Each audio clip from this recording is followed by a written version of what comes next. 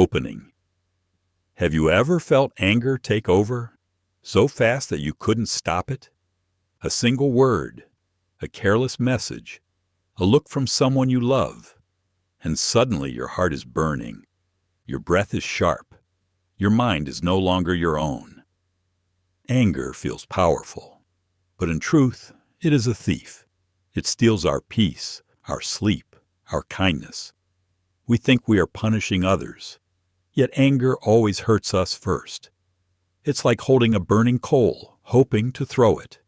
But before it ever reaches anyone, it scorches our own heart. What if you could turn that fire into light? What if every moment of anger could become a doorway to understanding, to freedom, to compassion? Today, let us learn how to transform anger, not by suppressing it, but by seeing it clearly, through mindfulness and through the Four Immeasurables: loving kindness, compassion, joy, and equanimity. Part 1. Looking deeper into the root of anger. The Buddha taught in the Four Noble Truths that the root of all suffering lies in craving, anger, and ignorance, in greed, hatred, and delusion. Anger, or sangha, arises when life does not go our way, when something or someone blocks our desires, hurts our pride, or challenges our sense of I. The Buddha explained that anger has two faces. The first is anger itself, the outward expression. It appears in our body and speech, raising our voice, using harsh words, striking out in frustration, or reacting in ways that hurt others. The second is hatred, the inner fire that hides in the mind. It is the silent wish to harm, the bitterness that lingers, the cold wall we build around our heart. Even when our words are calm, the mind still burns within. Both anger and hatred arise from the same source, craving. When we want things to be a certain way, when we cling to our own views, our pride, our self, and the world does not follow, frustration becomes fire. We suffer because we believe our thoughts, our feelings, our will must always be right. But life does not bend to me. And as long as we hold tightly to this I, anger will keep finding new ways to appear, through our body, our words, and our thoughts. To understand anger, then, is to see the truth of craving, to realize that every moment of anger is born from attachment. When we see this clearly, we stop blaming others and begin to soften the fire within. Part 2. Recognizing anger with mindfulness. What should we do when anger arises? Most of us only realize it after it's too late. We shout. We hurt someone with our words, and then regret follows.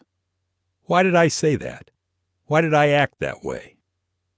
Regret is already a sign of awakening, but true freedom comes when we prevent anger before it takes control. That is the practice of mindfulness. Mindfulness is simply being aware, knowing what we are doing, saying, and thinking, and doing it with a kind and wholesome heart. A wholesome heart is a mind that does not create suffering, not for ourselves, not for others, not for any living being. It is a heart that acts with care, that speaks with responsibility, that works not out of pride or hurry, but out of sincerity and compassion. When mindfulness is alive, even the smallest things matter. We walk gently. We notice the tiny insects on the ground and choose not to harm them. Because in the heart of compassion, we understand that every being, human or animal, cherishes life, wants to live, and seeks safety just as we do. So mindfulness is not just awareness, it is living carefully, lovingly, presently. When the mind is anchored in this awareness, anger has no doorway to enter. But sometimes, because of old habits, our karma, anger still bursts forth. In that very moment, gently bring awareness into your mind and say, I am angry. I know this is anger. Let it go. Remind yourself, this is not who I am. My true nature is peaceful and free. It is the ego that clings, that creates craving, hatred, and ignorance. Everything is impermanent, even this anger. Why should I hold on to it? Those who hurt me do so out of their own ignorance, their own pain. When I see that clearly, anger softens, and in its place, compassion begins to bloom. Part 3. Practicing the Four Immeasurables. In the teachings of the Buddha, there is a profound method for transforming anger, a way to purify the heart and bring it back to peace. It is called the Four Immeasurables: loving kindness, compassion, joy, and equanimity, in Pali, metta, karuna, mudita, upekkha. The Buddha taught these four as the antidote to hatred, a medicine to heal the burning heart of anger. They are not four separate virtues, but four stages of one great boundless heart. When you truly practice one, all four naturally arise together. 1. Loving kindness, metta. Metta is unconditional love, a love that does not ask for anything in return. It is the wish. May all beings be happy. May they live in safety and peace. This love is not limited by family, by nation, by belief. It is vast like the sky, embracing every living being. Even the one who hurt us, we can still wish them peace, because only a heart that includes everything can be truly free. To practice metta, begin with yourself. May I be peaceful. May my heart be gentle. Then extend it outward. May you be peaceful. May all beings everywhere be free from pain. The fire of anger cannot survive in a heart that is filled with love. 2. Compassion, karuna. When love deepens, it becomes compassion. Compassion is the ability to feel the suffering of others as our own, to see beyond their words and actions, and to recognize the pain that drives them. When someone speaks harshly or acts unjustly, ask quietly in your heart, what pain must they be carrying to behave this way? This simple question opens the door of understanding, and understanding melts anger. As the Buddha said, hatred never ends through hatred. Only through love does hatred end. This is the eternal law. 3. Sympathetic joy, mudita. When the heart is free from anger and envy, it begins to rejoice in the happiness of others. This is mudita, the joy that celebrates without comparison. When we see someone succeed, we silently say, may they enjoy this happiness. May their goodness grow. True joy is never diminished by sharing it. The more we rejoice in others' blessings, the lighter and freer our own heart becomes. Joy and anger cannot coexist. One dissolves the other. 4. Equanimity, upekkha. Finally, love and compassion mature into equanimity, upekkha. This is the serene, balanced mind that sees all beings equally. It lets go of labels. This is my friend. This is my enemy. Instead, it sees clearly. Every being is struggling in their own way. Every heart seeks peace.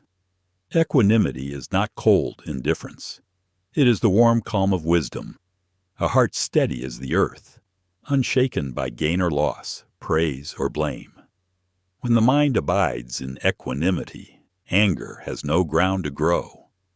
There is only understanding and quiet strength. How to practice the Four Immeasurables. Before practicing, the Buddha advised, purify the mind. Let go of greed, hatred, and delusion, the unwholesome roots that disturb peace. When the mind is free from these defilements, it becomes calm, radiant, and capable of true compassion. Sit quietly. Breathe gently. Let your mind settle, like clear water after a storm. Then, from that stillness, begin to send thoughts of loving kindness and compassion to yourself, to those close to you, and finally, to all beings. Practice daily. Let the heart expand without limit until love and understanding reach even those who are difficult to love. As mindfulness grows, craving and anger naturally fade. The mind becomes vast, peaceful, and unshakable, like the sky embracing both sunshine and storm. This is not mere wishing. It is training the heart to return to its natural state, loving, joyful, and free. When the four immeasurables are alive in us, we no longer fight anger. We transform it. Self-reflection practice. When anger arises, pause and silently repeat, "May I be peaceful. May you be peaceful. May all beings be free from anger and fear." With each breath, you are not suppressing the fire. You are cooling it with love. You are returning to the boundless heart, the heart of the Buddha within you. Part 4. Everyday Examples of Practice. The four immeasurables are not distant ideals. They are living qualities, meant to be practiced in the smallest moments of daily life. Every breath, every step, every word is a chance to cultivate them. Indeed, you don't need to sit in a temple or a quiet mountain to practice. You can begin right where you are, in traffic, in a meeting, in your home, with your family. Each time anger starts to rise is the perfect moment to return to mindfulness and the four immeasurables. That moment of awareness, even a single breath, can turn conflict into understanding and transform a storm into calm.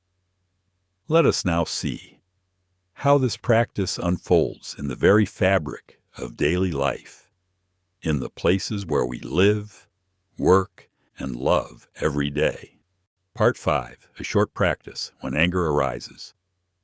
When anger appears, try this. Breathe in deeply 3 times, feeling the cool air calming the fire inside. Say to yourself clearly, "This is anger. It is not me. It will pass." Send a wish. May I be safe. May you be safe. May we both find peace. This short pause can save us from words we regret, from actions that wound. Closing, the message of freedom. Anger is not our enemy. It is a messenger, a reflection of old karma ripening in this very life. Sometimes our anger is not born in this moment alone.